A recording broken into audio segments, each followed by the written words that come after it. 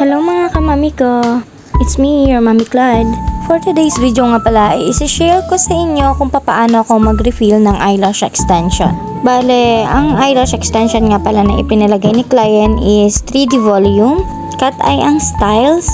At alam niyo ba na nakakatuwa si client kasi magwa 1 month na yung eyelash extension niya, napaka-pretty pa din tingnan talaga. Kung makikita nyo, nilagyan ko muna siya ng eyelash shampoo, then saka ko siya binanlawan ng clean water, tapos tinap ko na siya ng dry towel. Take note ha, ang pag-tap ng dry towel ay hindi basta-basta. Tap-tap lang siya ng dahan-dahan para hindi masaktan si client.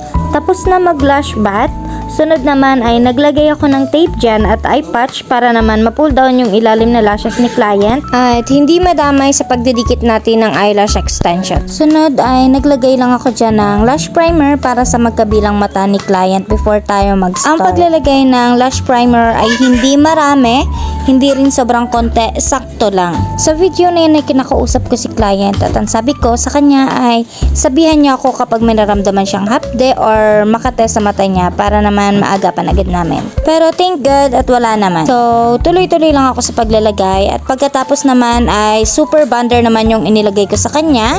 Katulad ng sa primer, ganun din ang pag-a-apply ng bonder. Hindi sobrang dami at hindi rin sobrang kaunti, sakto lang. Tapos ihahagod mo lang din siya sa natural lashes.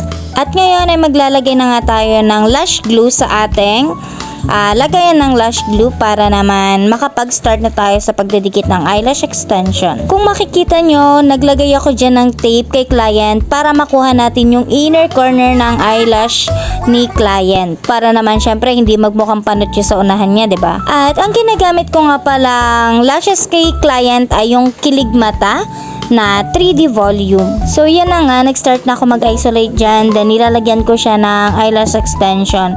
So ako po ay naglalagyan ng eyelash extension isa-isa. Isang natural lashes at saka isang eyelash extension. Kung makikita nyo, chinatsaga ko talaga mag-isolate dyan at maglagay ng eyelash extension isa-isa. Kasi kapag yan ay sobrang bultukan, napakapangit naman yan tingnan, 'di ba? At saka isa pa, kapag maglalagay ka ng eyelash extension ay kailangan ay napakagaan ng iyong kamay. Yung hindi mararamdaman ni client na naglalagay ka at natutuunan mo yung kanyang noo. Kasi syempre may ibang client na ayaw na matutuunan yung noo niya, 'di ba? So ganun ang ginagawa ko. Ginagaanan ko lang yung kamay ko para hindi natin masaktan si client. Share ko lang ha kasi natutuwa si client dahil nga nang tumagal yung lash extension ko sa kanya. Siguro magwa 1 month na yung eyelash extension ni client. Pero kita nyo naman, 'di ba? Napakaganda pa rin yan, napaka-pretty pa rin ang eyelash extension ni client.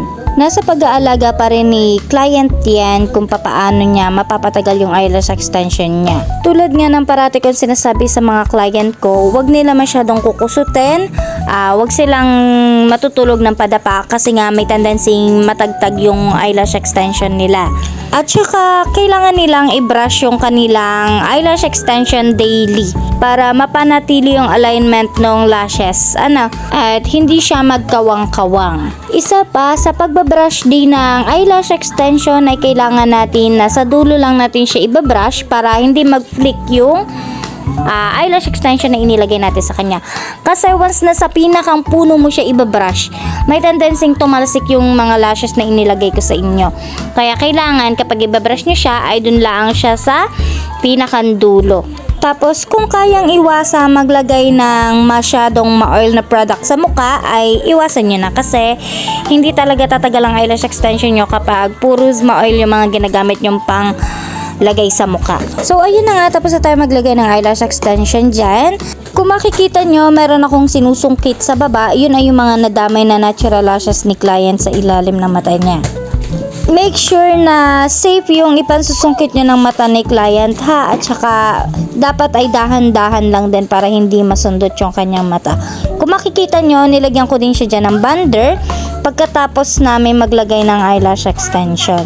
Syempre, magkabilang mo siyang lalagyan ng bonder dyan, magkabilang mo nilagyan ng extension At saka, katulad na sinabi ko kanina, ang paglalagay ng bonder ay hindi sobrang dami, hindi rin sobrang unti, sakto lang.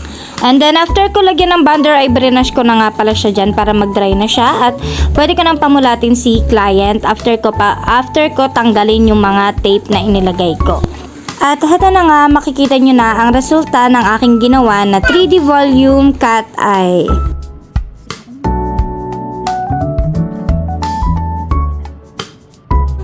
At ito na nga yung naging reaction ni client sa ginawa kong pagre-refill ng eyelash extension niya.